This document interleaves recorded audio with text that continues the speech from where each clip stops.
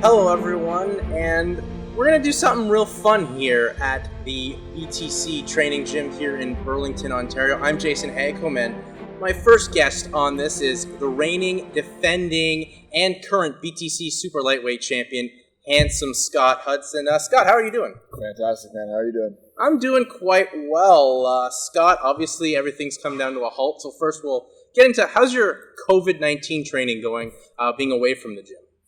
I mean, it's going pretty good. It's not ideal, but I'm just trying to make the best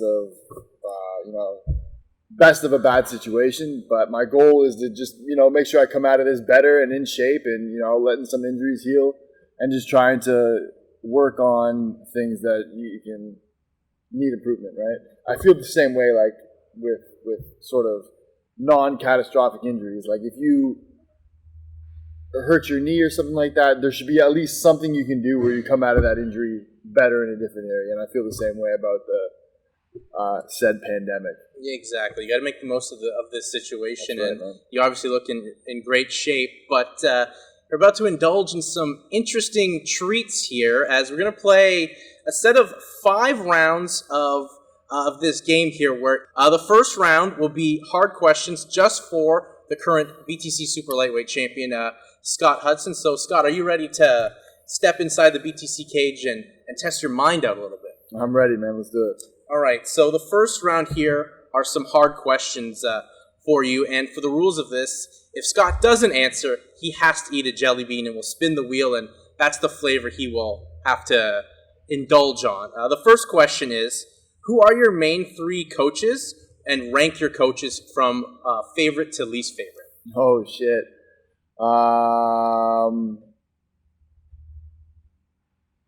Okay, so my 3 main coaches are Lyndon Whitlock, Rory McDonald, and Chris Prickett. Are you willing to rank them, though, Scott, from your favorite to your least favorite? Yeah, I'll rank them. So, my least favorite, but probably most important, is Lyndon Whitlock. He's my least favorite just because he's he demands a lot, and he can be kind of a tough guy, and it really is a blessing. But there are times where I don't even want to hear the sound of his voice anymore, and he's well aware of that. But that's what makes him a good coach. Next would probably have to be Rory. Again, super important, a little bit more personable. And my favorite is Chris Prickett because he just kind of tells me what to do. I do it. He's always cheery and happy to be around. And I probably spend the least amount of time with him. So our relationship is a lot more manageable, I think. So you put Chris at 1 now just because of the distance? Yeah. Okay. I'm going to eat shit for this question. I hope you realize that. Well, you could have eaten a jelly bean, but good on you for answering, I guess. Next question. Have any amateur fighters gotten the better of you since going pro? And if so, name one. Honestly, all of the amateurs, some of the guys who are just kind of breaking through right now, like Bobby Poulter and Siri City and Kyron Cameron, Adam DeFridias, all these guys that I've trained with since before they even had their first amateur fight, they are unbelievably skilled. And honestly, the only difference in between guys like them and I is that I just have more experience. There's not really a big skill gap between any of us. I just have the ability and the wherewithal to kind of outfox them a little bit, and that's how I get through these rounds. But honestly, they're putting it on me all the time, and they're always forcing me up. They're always getting better and better and better. I gotta kind of look and it makes me have to up my game because I don't want to get left behind by these youngsters. All right. I mean, a lot of young, great talent you train with, so not surprised by your answer there. Next question. What's the heaviest weight since turning pro? I usually hang out around 185 pounds, and I don't really, maybe a couple pounds heavier than that, but not really. Even if I'm in really, really good shape, I won't stray from that too much, and if I really fall off, I don't stray from that too much. I think that's sort of like a baseline for me based on what I'm doing training-wise. If I were to stop training completely, I'm sure it would go up, but that doesn't happen for very, very long. I think it's just sort of like a natural weight for me, and even putting on a little bit more muscle, it hasn't really affected my base weight. Maybe I have a good metabolism, but I can kind of keep it together no matter what. Like maybe my body composition is a little bit different, but I'm relatively keeping my weight in check. Ideally, I'd probably stay 5 pounds lighter, but I'm cool with that. Well, I mean, you're obviously always staying in shape, and you've never had really any weight cutting issues at all. So really. that game plan's working out nicely for you. Next question: who is your worst training partner? My worst training partner? Like, what do you mean? Like, who sucks? I guess so. Yeah, that's exactly what it means. Remember, you don't have to answer. You can always opt out and risk. Eat a jelly bean. Is it like a crapshoot, or do they all just taste like? I think it's a crapshoot because one's gonna taste good, one's gonna taste bad, but we'll spin the wheel and determine which flavor you'll eat if you want to make that option. I'm gonna opt out of this question and roll the dice with the crappy beans. What's that? Toasted marshmallow or a stink bug. There are tongs right here. Oh. We are complying with Canada Health. That's a stink bug.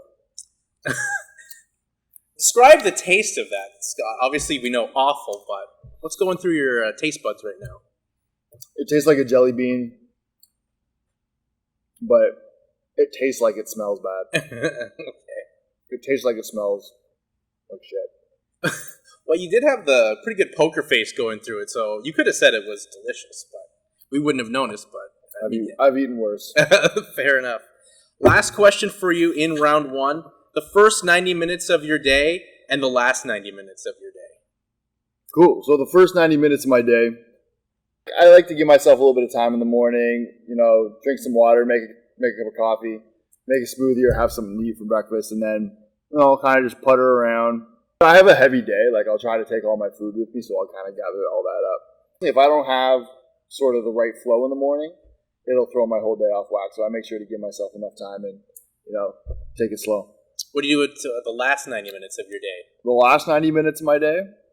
I'll get my stuff for the next day ready, whatever I need to do, clean up the kitchen, get ready for bed, and then I'll probably just lay in bed with my wife and, watch The Office or watch Modern Family for an hour and then fall asleep, hopefully. Hey, I mean, I think I need to hire you as a life coach for the morning part. The cool down part I can do, but that morning it's always rough for me, but you obviously got a handle on it. That's round one, and then we'll head towards round two, which is rapid fire and trivia. Cool. Rapid fire round one. I believe you're going first, Scott. Okay, so I'm going to pick U.S. states. Idaho. California. New Jersey. Arizona. Wisconsin. Nevada. Georgia. Florida. Wyoming. Okay, South Carolina. North Carolina. West Virginia. North Dakota. South Dakota. Hawaii. Alaska. Ooh! That means I gotta eat a jelly bean. You gotta eat a bean, buddy. Let's see. I hope you get the baby diaper flavor. Got the same as you there, the toasted marshmallow and or... You're gonna get the good... Oh, shit. You're gonna get the good one. Nope, got the terrible one, just like you. Yeah. Whoa, what is this? Okay, is that your gum? No. Or is that the jelly bean? It's a jelly bean. You gotta eat the jelly bean!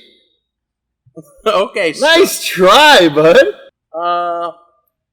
He looks like he's struggling. Maybe I didn't have the terrible one. It was a little gross. Set 2 of round 2 is UFC trivia. We'll each ask each other questions about the UFC. Question 1. Who was the UFC lightweight champion between Jens Pulver and BJ Penn? Who won the fight? No, who was between, timeline-wise, between Jens Pulver and BJ Penn? Sean Shirk. That is correct. Question 2. Royce Gracie went on to win UFC 1 after taking out Ken Shamrock in the semifinal. Who did Royce face in the final? Ooh.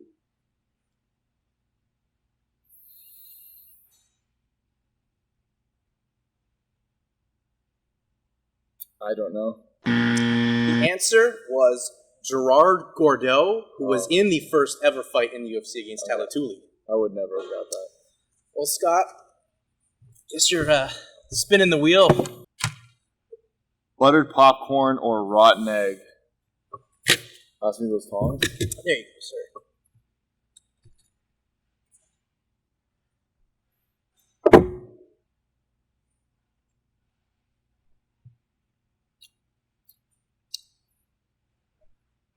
It's rotten egg. Yeah, that's unpleasant. You play much poker, Scott? Because you got a great poker face. The trick is I don't have emotions. So I guess you don't need emotions Yeah. being a pro MMA fighter. No. So now it's your turn to ask me questions. who were the two winners of the first season of The Ultimate Fighter? That would be Diego Sanchez and Forrest Griffin. Correct. Who made 4 title defenses and held the UFC light heavyweight title for 703 days before Tito Ortiz won the vacant belt? Tip: If you need a tip, he beat Tito Ortiz in his last title defense. For Tito Ortiz. Was it Frank Shamrock? That's correct. Very good. Bet you're happy you got that one, considering your reaction to that last one. I was like, man, we're going SEG days back here. I like it. So then we go to the last part of round 2, which is rapid fire. MMA fighters. Let's do welterweight. Right. George St. Pierre. Matt Serra. Robbie Lawler.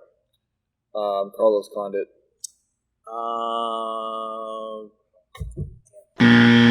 Can't think of anything else. I was gonna say Carlos Condit. I just had that in my head. I'm in your head. Yeah, I'm deep. a little bit. I'm deep in your chimney, buddy. Like Michael Jordan against the Knicks. So let me spin the wheel. Peach or barf?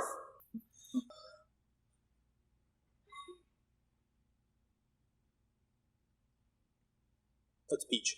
Good. Look at him smile. so happy.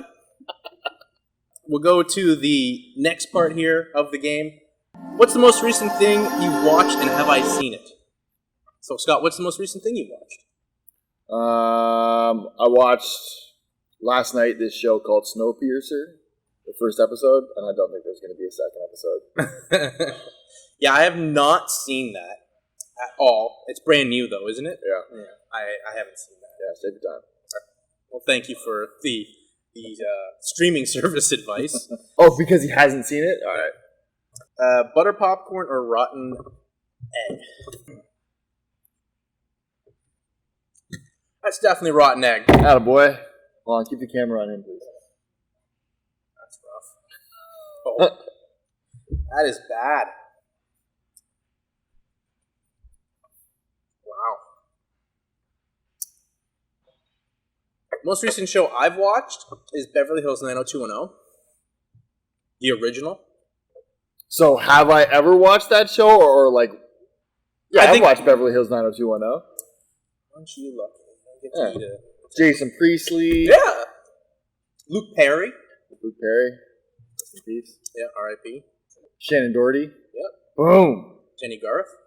Oh! A young Hilary Swank. Later Really? on. Yeah. Man. Towards the end when the show was not as good. But Was it good, though? it was great up until they kind of got out of high school and college. Why are you watching Beverly Hills 90210? Just 'Cause it's amazing. Just running back. Is it really? It's amazing. I don't remember it being good at all. It's great. I remember like my sister making me watch it. That's why I watched it. It's great, Scott. I would definitely give it a recommendation for it. Though it is hard to find. You have to still buy the DVDs for it. It's like not on any streaming service. So did you buy the DVDs? Yeah, I have the DVDs. When did you acquire the DVDs? Back in like 2013? Did you have to did you have to find them? Oh, no. Well, some of them I found back in the days of Future Shop. But Okay. some have been Amazon purchases. And then we go to the last part of the game, the lightning round. 1 minute to answer 10 And then questions. if I can't do it, I eat the bean. And if I do it, he eats the bean? Not that competitive. All right, Scott. Summer or winter? Summer. Adidas or Nike? Nike. Drive or fly? Fly. Eat in or eat out? Eat out. Netflix or theater? Theater. Cats or dogs? Dogs. Palm strike or closed fist? Close fist. Fave cheat meal? Pizza. In your weight class, who would you love to get inside the octagon with?